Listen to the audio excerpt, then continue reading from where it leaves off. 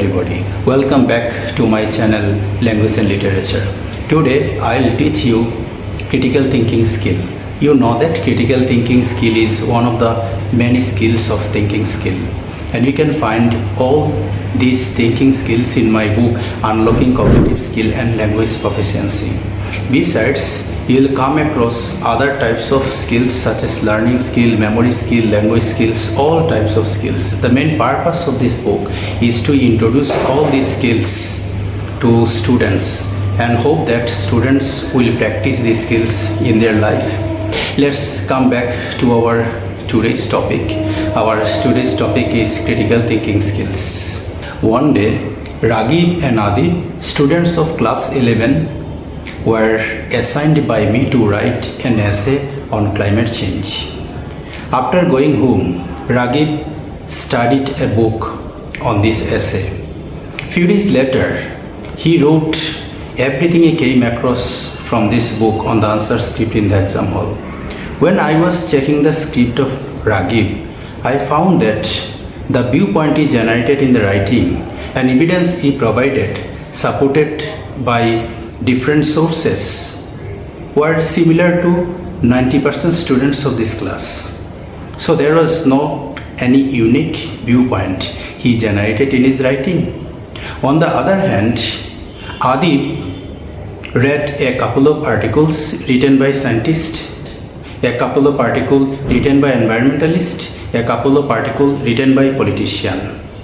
After going through different types of viewpoints, numerous viewpoints, arguments and ideas, he questioned and evaluated the viewpoints in response to the evidence, in response to the credibility of the sources, and in response to the biasness of these writings. Therefore, when I was checking the script of Adib, I found that his viewpoint was quite unique, and the evidence supported by some sources were really very credible. Conclusion was completely free of emotion and biases.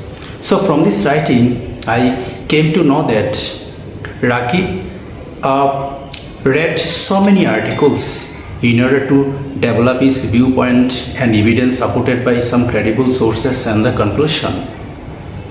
And after talking to him, I came to know that Adib had already developed very good relationship with various sources. Now Adib knows that a good writing must have a unique viewpoint which is supported by evidence, which is supported by some credible sources, and also it is free of biases. On the other hand, Raghib does not know anything about these things. Here, a student Raghib is simply representing at least 90 to 95% students of our country. They memorize and write, get marks, even they may get A+. These A+ graded students, though they get A+, we cannot expect such A+ graded performance from them. On the other hand, students like Raghib will surely do good in real life situation also.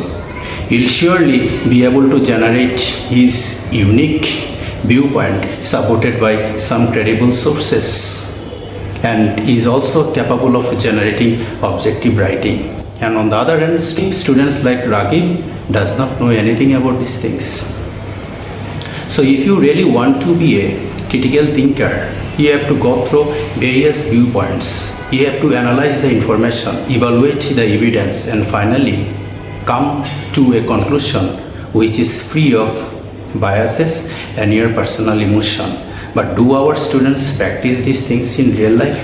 Surely not. There are other skills also you need, and you can find all these skills in my book Unlocking Cognitive Skills and Language Proficiency.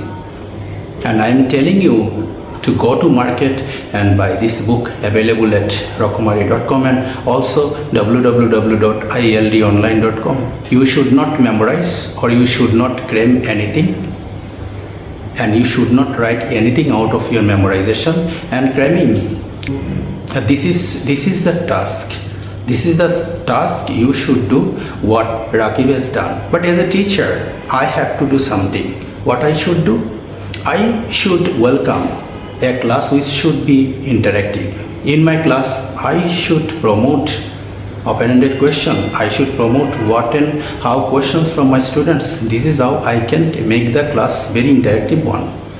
And there are other process also, and you should apply in order to make the class an interactive one. In modern days, you can find tools like Kahoot, Hot Potatoes, Khan Academy in order to generate quizzes and other types of questions which will make the class interactive. And I also use Google Classroom, Classcraft or Class Dojo. And by using the Google Classroom, I can assign the activities for the students, and students can respond to these activities anywhere at their convenience time. So, in conclusion, I can say that if we want to promote critical thinking skill, both students and teachers have to play roles. As a student, you must develop the habit of going through various sources, and you must understand how to evaluate these various sources before reaching to any conclusion. And from the teacher's part, you have to ensure one thing in your classroom, that your classroom is not completely based on your personal lecture. Students have to take part in the discussion. They should not write whatever we are going to deliver inside the classroom, and they should not write these things on their answer script, and it is nothing more than copying in the exam. Thank you very much. Thank you. Have a great day.